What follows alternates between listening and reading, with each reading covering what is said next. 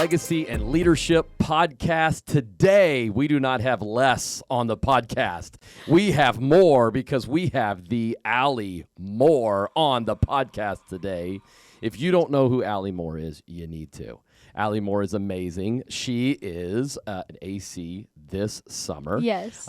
She is going to be a cheerleader at A-State University this summer. So we're going to talk a little bit more about Allie and her time here at Brook Hill, and can't wait to get into some of the conversation that we want to get into today. So welcome to the podcast, Allie. So thankful to be here. I'm really excited. Yes, it's going to be really good. But before we get into all those details and how you got to Brook Hill and all the fun stuff, we want to talk about, actually, we want to play a game. That's what we want to do. Okay.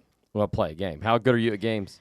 Pretty good. Good. Do you watch the podcast? Of course I watch the podcast. Okay, all right. So you've been studying for the game? You've been practicing? I have been practicing. Actually, in my sleep last night, I was thinking about this game because I don't like to lose either. Okay, well, Callie Owsley was just on the podcast. Right. And she is now in the lead. Right. All right, so anyway, be ready for this. So she set the bar. She'd been studying, so she set the bar. Right. All right, what are the three categories? Do you know the three categories? Cabin names, activities, and Songs. Songs. Any okay. songs. Oh, okay. Any songs. And also, I always tell everybody it can be old and new, right? Okay. It can be old activities, new activities, old cabins, new cabins, which I don't think we have old cabins. All right, you ready? Ready. You have 30 seconds. Okay. You may begin. Lipizans, Pintos, Galicinos, Chestnuts, Fillies, Roans, Blazers, Bays, Percherons, Arabians, Thoroughbreds, Palominos, Walkers, Broncos, Mustangs, Mavericks, Morgans, Sons and Tumbling, Hodgepodge, Fishing, Horseback, Water Rides, Quest, Wakeboarding, Frog Song, Baby Shark, keep going. I'm trying to think. Oh, that was not. Oh, I couldn't think of all of them. 26 unofficially. Is that what y'all got? Ah. Oh, darn. Yes. Like you don't understand. The 27 is the one. Put that So up close. there. That would have tied you for So fourth. close. And we would tie you for fourth. We have a new leaderboard. Yeah, it would have put you up there with Callan. So 26 keeps you just below Callan. Callan is tied. We're gonna get this updated, and we'll probably do that later. Anyway. You can chuck that down. So, Let's go. So you were close. right there. You did So close. good. I started blanking. Oh, I was like, no, just one more, and two more would have put you in fourth place. All right.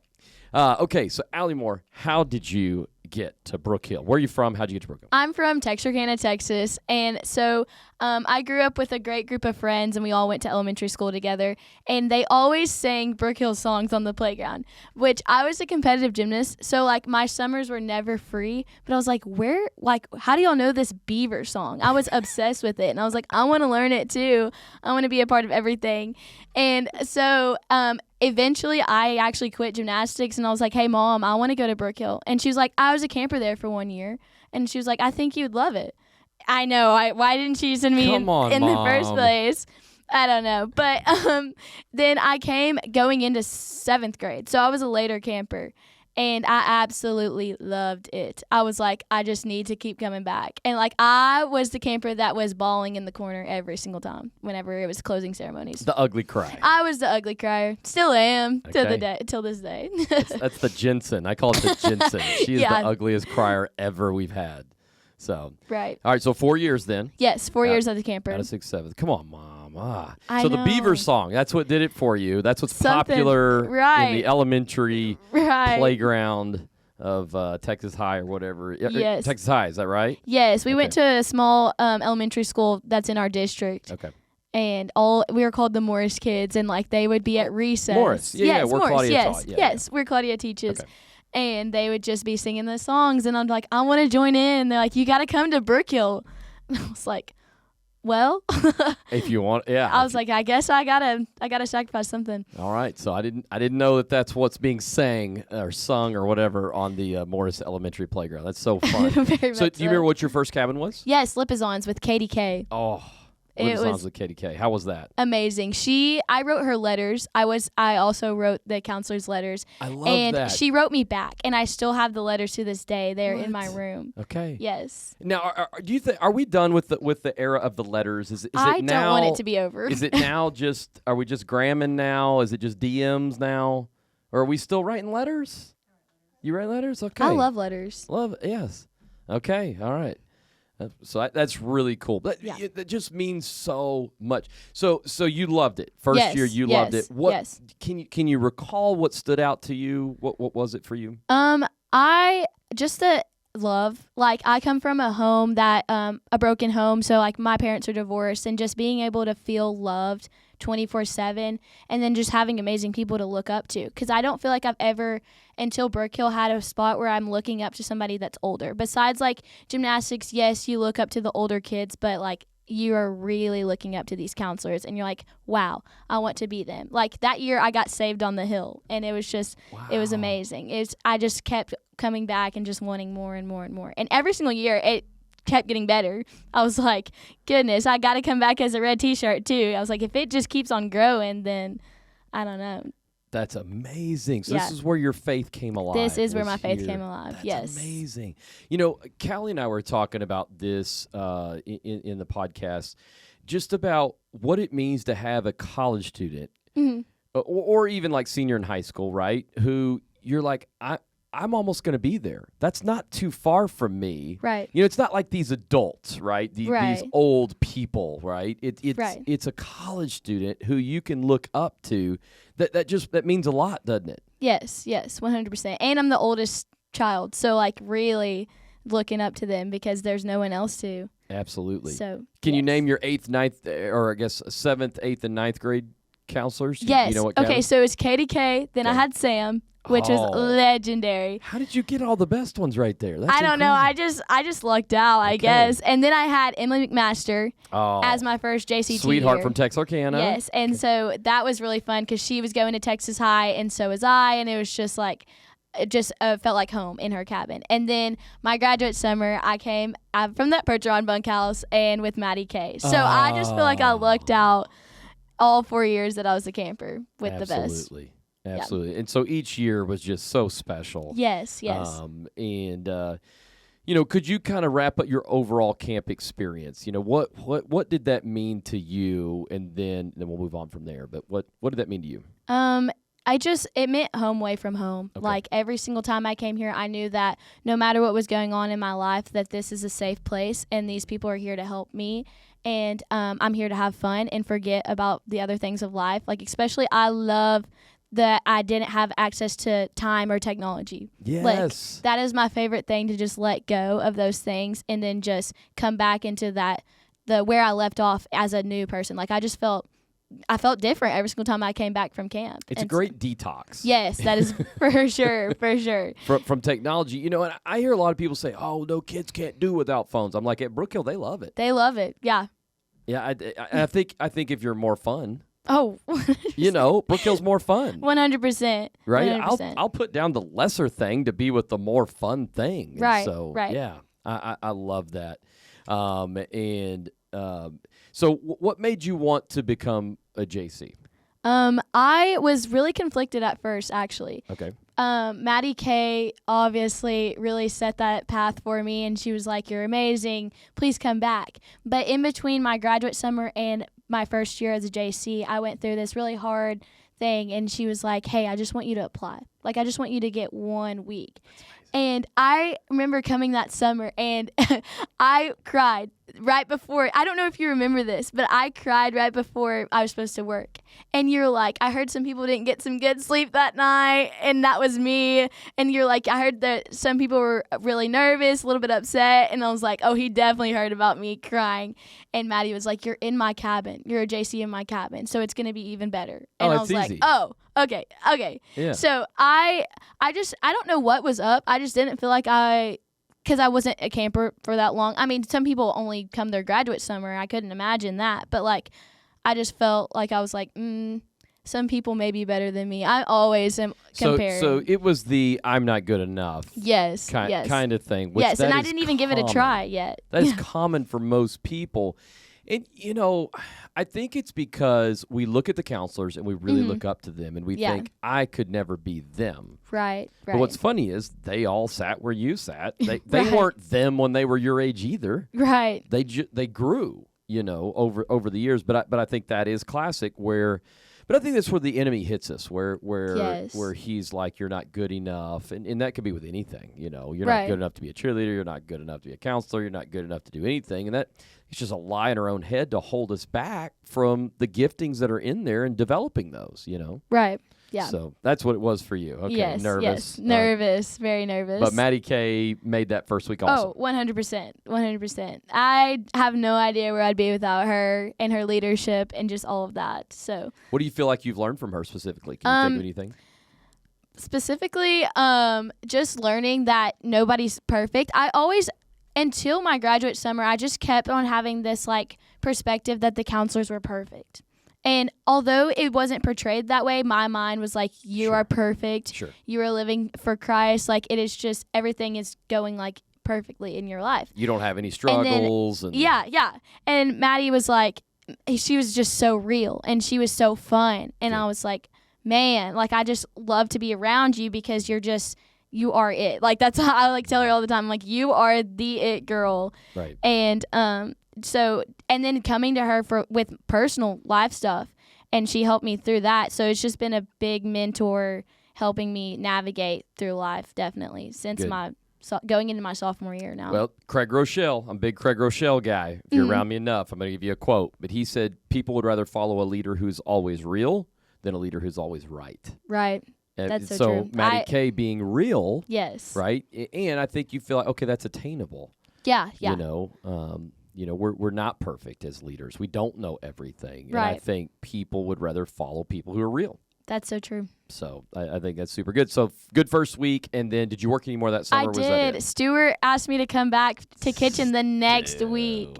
And my family was like, what? You're going to turn around? Like, you were here for the weekend? And I was like, I want to go back.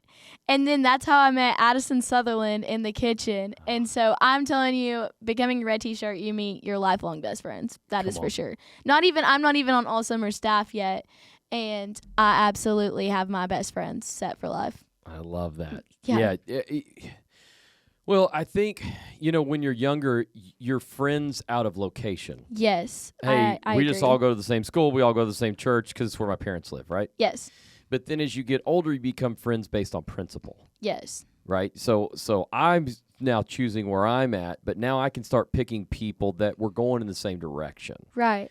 And that to me is true friends, when you're friends that have the same vision in life. Yeah. And what I've learned is, because when I was younger, I played baseball, so I had baseball friends, right? Mhm. Or I played basketball, so I had basketball friends. And so everything, it was based on kind of what you had in common, because that's just how you met them. Right. But a lot of my friends, we don't necessarily have things in common except for our principles and our vision and where we're going. And so you Right. start picking friends, I think, a little more maturely. I agree with that 100%. So I absolutely loved my first summer as a JC.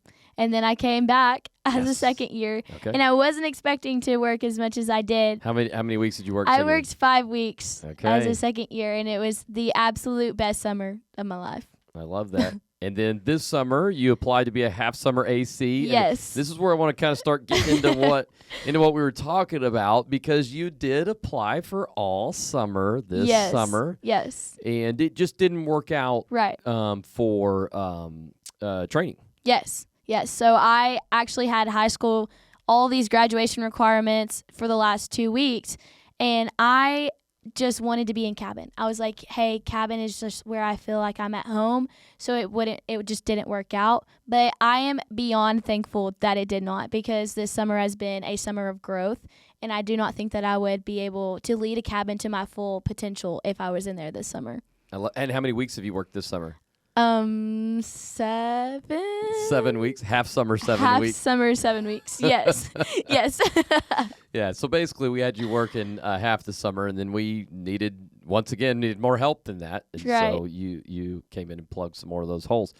So let's talk about this a little bit. So in the moment, because really two things this year. So you signed up to be all summer, and then that didn't work out. Yes. And then you also were doing a lot of tryouts for different cheerleading squads. And at least in the Yes. moment of when you and I talked during the year, which I think was around lead weekend into February, Yes. that wasn't working out. Yeah, not at all. And so a lot of the doors that you were knocking on We're were closed. were Yeah. closed. Yeah. And, I think immediately you start to go, what's wrong with me? Yeah. Am I right? Yeah. And so just kind of take me through some of that, because this is what I want you and I Okay. really to dialogue about. Yes. Because I think now you're on the back end of this. Oh, 100%. 100%. So let's see. What are we right now when we're recording this? Is not when it's going to drop, but we're recording this about 6 months after this February, right? And so 6 months ago, where were you at? I just felt like everything that I've ever worked for is just kind of done. I actually didn't want to come to camp this summer either. I'm going to be so honest. I was like, maybe I should just focus on cheerleading. Like, maybe camp is the distraction, because a lot of coaches told me that. They're like, you can't go to a summer camp for as many weeks as you did the last summer and expect to be a college cheerleader. And I was like, but I love both. I was like, can I not do both? So ever since I was 8, my family and my coaches told me, you are going to try out to be an Arkansas cheerleader. And I was like, okay, dead set. I'm going to try out at the University of Arkansas. So a month before we talked at lead weekend, I went to the U of A and did not get an invite to try out. And so that was kind of a upset to me, because that was my last straw. Earlier that year, I got sick and I was supposed to go to one of their clinics. And then I got... then one of them sold out right before I got to sign up. So, like, the Lord already knew that I wasn't supposed to try out there, but I just kept on pushing. I was like, I am determined I'm going to be an Arkansas cheerleader, because that's what everyone has told me that I'm going to be. That's it. We get things, I was there in my life where it's like I was told this is what it was going to be, and so you start to settle and go, okay, cool. Yeah. They must be right, and this is what I'm going to be, and here's where I'm. And I couldn't see myself doing anything else. Yeah. Right? Yeah. You get locked in on this one thing, and I think God's sitting back going, oh, okay, I'm going to reveal to you something else. Right. And you can't get too disappointed. I think that's where the Lord is with us, but we have to walk through that. Yeah. And so you're walking through that. Yes. And so what happened? So after that tryout, I didn't get it. I was devastated. I was actually at school and I knew I didn't get the email. And so I just remember kind of sitting there and I was like, I don't want people to see me cry, because we already talked about how I'm an ugly crier. But I was like, man, these emotions are flowing. They are flowing. So I went home and I shut down. Everyone was kind of like, I don't know, there's only so much you can do. You just got to let the emotions flow. And I went to my coach and I was like, so what's the next plan? I was like, I don't feel like I'm done, but I don't want to be done with cheerleading. What can I do next? So I went and I continued to go to more clinics, because in cheerleading you can't get recruited like in football. They can't go to your games and just watch you and pick you. Why not? I know. Why? That's not so right. You have to go to their clinics and pay money to them, and then they can watch you from there. But then you still have to go try out, and it's this whole long process. It's actually so crazy. But is that like a rule? Like they can't come and watch you at the games? Or is it just the way it's done? I think it's just the way it's done. Okay. There could be some people that have been recruited that way, but more so everyone goes to the clinics, they're watched there, and then they continue to follow up with them. Okay. So, cool. Yeah. But after that, I went to more clinics, and I went to Arkansas State Clinic in October. And I went again in March, and I was like, this is fun. These people are friendly, and it's just kind of chill. It's not the stressful kind of cheerleading that I was wanting to be and thought that I was. It's actually my fun cheerleading that I did whenever I was little, the sport that I really enjoy. And I was like, well, hey, I kind of want to try out here now. I was so dead set. I was like, no, I'm not going there. I just came for practice, and I was like, oh, maybe I do want to try out. And so in this time, I was trying to decide where I'm going to college too, because it was March. I still not decided. And my family was stressed. They're like, hey, you've got to pick where you're going. And I was like, okay, I'm going to choose Arkansas State. I don't know if I'm going to make it at cheerleading there, but that's where I'm going to go. Okay. So you chose college before you got accepted. I as did. A cheerleader. Okay. I did. And thankfully, throughout that entire tryout process, it went extremely well. The best I've ever done in my whole entire life. And I was like, wow. I was staying with Maddie Kay in Jonesboro, and I was like, I don't know what's up, but this is the best thing I've ever done in my whole entire life. And that Sunday came because it was a 3-day process. And that Sunday came, and I saw my number on that phone, and I was like, man, I was like, the waiting is over. Like, I actually made it. And so this was March, late March? Or? This was actually mid-April now. So, mid-April. So from January to mid-April, I had no idea if I was going to cheer. No idea where I was going. I'd been to Mississippi State. I've been to University of Texas, all these different cheer clinics. I had no idea where I was going. 4 months Yep. of, all of that. Yes. And it was a little bit the same with Brook Hill. You applied in, I guess, November, December, and, then by the time we got to lead weekend, you hadn't been hired for all summer, so that was another three months or so. But they overlapped. They did. With they a did. 2-month, and I think when you're in the middle of waiting on God, and you're in the middle of waiting on a decision, that's the toughest. Yes. Yeah. And that's where it's like, what are you going to lean on? Yeah. That's so true. And I think you have a temptation there to either spiral downward and get toxic, right? Yeah. And just kind of be like, well, forget it. I'm just going to go whatever. Right. I'm going to go bury myself into whatever. Right. Instead of burying myself in the Lord and going, okay, God, I'm going to trust you in this moment. Yeah. Because here you are on the backside, and it's easy for you now to say, "Oh, just trust God." Yes, that's so true. But in the moment, you're like, I want to trust God, but I'm like, what else is left? You're just like, what is in store for me now? Because everything changed, everything. And thankfully, during that entire process, we had a actual Bible study group with Maggie Pinkston, and she just called me one night, and she's like, "Hey, I just want to check up on you, like, how are you doing?" Wow. And I was like, no, I was like, I'm not doing well. Like, I'm torn. All summer didn't work out. Like, I know that for sure. I don't know if I'm cheering or not, and I want to, but I don't know if it'll work out with the summer things. And I'm just like, everything is piling on top of each other. And I was like, I just feel like I can't breathe. And so a lot of people during that time were just like pouring into me and just helping. So when you're in the middle of something, it's important not to retreat to an island. Yes. And because your thoughts will beat you up. Yeah. Right? 100%. Your thoughts, your self-worth is gone, right? You start looking in the mirror and you say you're nothing. And because self-talk typically will beat ourselves down. Yeah. Right? Yeah. And so you obviously, you have to talk to the Lord, be honest with him, share your heart with him. Not that he doesn't already know it. But then you got to have those people in your life. Yeah.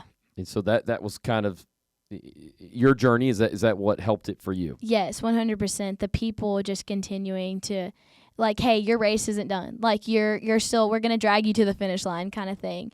And it was actually just a great emotional support system too. Like, obviously I was leaning on the Lord, but I also had my Christ friends that were also bringing me up. So it was just positive as I was going through all of the negative things in life. I love that. But you didn't get those people in your life in that moment. Yes, yeah. You built that years before, and it's important that we place ourselves around. People say, well, they maybe listen to this going, "Why I don't have those people?" Okay, well, what are we doing to build those people? Right. Whether it's in church, whether it's like for you, it was at Brook Hill. And right. Everybody has positive places where they could start building. Yeah. But if we have other things we'd rather be investing in, when difficult times hit. Yeah. You're going to be left with what you've been investing in. And so for you had these people to lean on. And so That's that was, so true. That was very important there. Yes. I do think that everything that happened in Brook Hill in the past definitely helped build up to that moment, like you were saying, where I had those people to be like, hey, like, this is what's going on. And like, without me being a JC for 2 years, I wouldn't have known Maggie. And like, without me being in Maddie's cabin, I would have known Maddie. And just having like my other JC friends to also tell them, hey, this is what I'm also going through. So just having that whole group of just amazing support, like amazing. I just couldn't, because my family, they're not one to say like, hey, I'm going through this and we're going to sit down and we're going to talk about it. It's just kind of like, you're going through it, but we're here for you, but you just got to keep on going. So just being able to have them as well as I'm going through this, it was like, okay, maybe I do got it. And every single day I would just tell myself it's going to get better, because I was like, it is. There's no way it's not. It's not going to get worse. It can't get worse It's than already that. bad. The two things I really wanted didn't work out. Right. And, I think another thought we have, and tell me if you had this thought, but, okay, if this or this didn't work out, then I guess I'm going to have to settle for something less. Yeah, I did have that thought. I definitely thought that if I wasn't coming back to Brook Hill, that I was just going to have to find a job in my hometown. And I was like, I don't think that I would be very happy, and I don't think that I would also grow in that.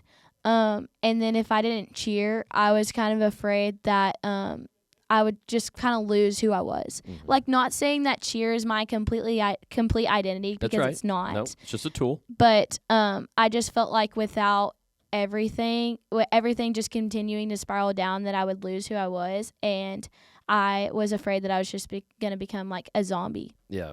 Well, and it's a good question, though, because you didn't just kind of cheer.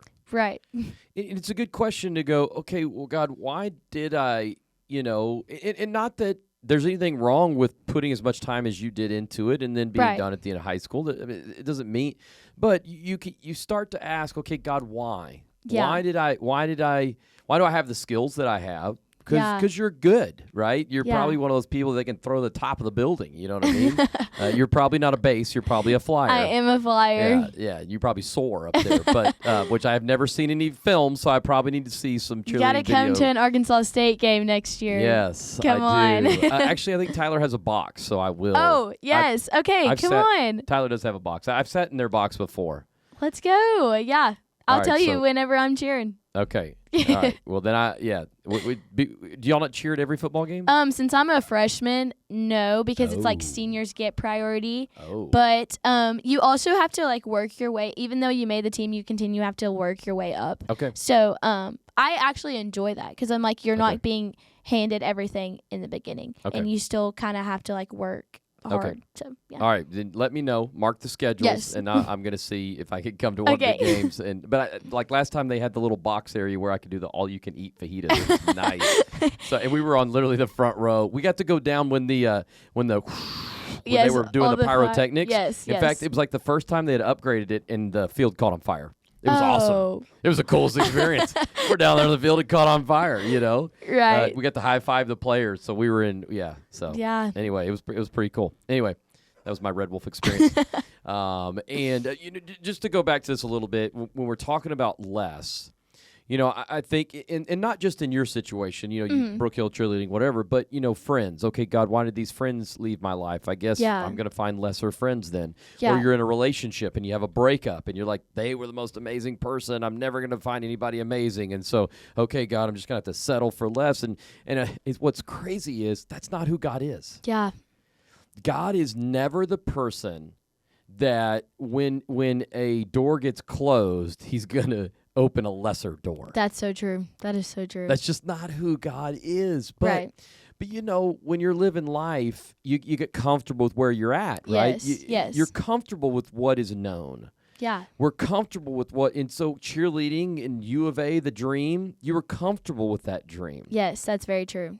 And God's like, I wonder if God sometimes is like, okay, I can let that door open, but you're not going to like it as much as this next door. Yeah. And I heard somebody say that God has 3 answers. You might have to help me navigate this. Yes, not now, and I have a better one. I do. I agree with that. I think that's what I've heard people say. Have y'all heard that? I think where God says yes and he opens the door, he says, it's the right door, but I'm not opening it yet. And then I think the other one is, that's not the right door. I got a better one for you. I think I think that's so true. Yeah. And if we can learn to hear his voice, learn to trust him, the not now when it's tough. Yeah. Because that door is going to open, but you're not ready. Yes. And I think that was almost the Brook Hill door for you. Yes, I was about to say that is 100% the Brook Hill door for me. I don't think that I would have been ready. I don't think at all. And when in the moment I was like kind of getting like a flesh, like I don't understand this. Like I don't really understand why. Like why can't my school things work out so I can be here and all this stuff. But then this summer actually going through and I'm like, every single week I've had a challenge and I've grown, and it has been actually an amazing summer. So I do think that not yet door was 100% Brook Hill. So let's see if I can get you to be honest on Okay. the podcast today. Okay. So you come to lead weekend. Yes. How mad were you at us at lead weekend? Like, can you be honest? Don't be, I will be so don't honest. Be smiley, sweet Allie Moore here today. But because everybody lies to me. They don't. I only see everybody's sweet face. They don't ever be like, I'm mad at David face. So you knew February is hiring month for all summer. Mm-hmm. And lead weekend was the last weekend in February. So by Right. that point, everybody was hired. Everyone was hired. Knew, I'm not getting it here. Yeah, And so you come to lead weekend. It's Yeah. I didn't want to come. Believe it or not, that's kind of like a typical thing. Whenever things don't go like the way that I thought they would Sure, go. I that's don't want to good. go, and I didn't want to go really because I knew all my friends were on all summer. And I was who like, was it that got it that you would maybe be a little closer to? Gabby, Addison, EK, just like all the people that were at JC with me last year. But I was like, okay, they are a year older than you. I was like, they All are. of them were. Yes, they were Right. a year older than me. Like, it'll be okay. Well, they can make training. College was done. Yes, 1st of May for them. yes. And I think I was talking to Maddie and I was like, hey, what if I just didn't go? And she was like, no. She was like, I think you're going to really enjoy it. And I was like, okay. I was like, I'll be late though. And I was like, it'll be fine if I'm late too. Like, I don't really even want to be there. And then I got there and I was like, everything's fine. Like, no one's looking at me like, oh, you didn't make it or anything. They're like, hey, we're happy that you're here and we're happy to see you again. And that's when I was like, okay, it's not all about me. And it's about what God has in store So for me. good. So, Isn't it amazing how though we think it's all about us? yeah, We think everybody's looking at us and no one is. so true. So true. Now maybe Aslan Ladd was judging you that weekend. She may have been. She was there. I'm not even an AC. Oh, my goodness. She didn't make it either. That's what Aslan was thinking. No, I'm just messing. Aslan didn't write in for that, so we'll get that fixed next year. But 100%. yeah, no, but that's so true. We make it all about us. Yeah. We think everybody's looking at us and all that kind of stuff. When the truth was, everybody was just glad you were there. Yeah. They're like, oh, Allie's finally here. Yes, love it. Yeah. Anything that weekend that stood out to you? That did God speak to you during that weekend? Did you get convicted of anything? I was very much convicted that weekend. I kind of realized that I was very me focused. I thought that I was living my life for the Lord, but it was like I'm living my life for the Lord because I want to be on all summer. Like, no, like this is why. It's just a complete mindset change. I also learned a lot about leadership and how to lead there. Obviously, that's what Lead Weekend's for. But one I do remember, it still sticks out to me to this day, is empathetic leaders. Oh, that was Lindley. Yes. That was so good. It was so good. I have so many notes. It was just one of my favorite sessions from that entire weekend. That's so good. The thing is, when you're a young leader, you just don't know what you don't know. Yeah. And I don't know if you feel this way, but I've really started to read a lot more books. Like, I'm really reading a lot. I'm working on my 11th book for this year. Hey, that's so good. My goal is 12 for the year, so I'm feeling good about where I'm at. Oh, yeah. But I feel like the more I learn, the dumber I feel. And so, because I think when you don't know anything, you think you know everything. Right. And so I think as a leader, you're like, I'm going to be a leader, so that must be good enough. That must be I'm great because I want to be a leader. When it's like God's like, no, you got a lot of maturing to do now. Yeah. It's a great heart. Yeah. That's why the Apostle Paul, he says in the New Testament, he says, oh, you want to be a leader?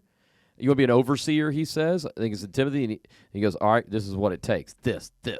Yeah. And you're like, oh. Oh, yeah. You're like, I didn't know. That's right. Yeah. And I think, you're now on the road to being that, I mean, Maddie Kay. I remember when Maddie Kay was your age. I remember when Maggie was your age. And Maggie, she was gung-ho about everything.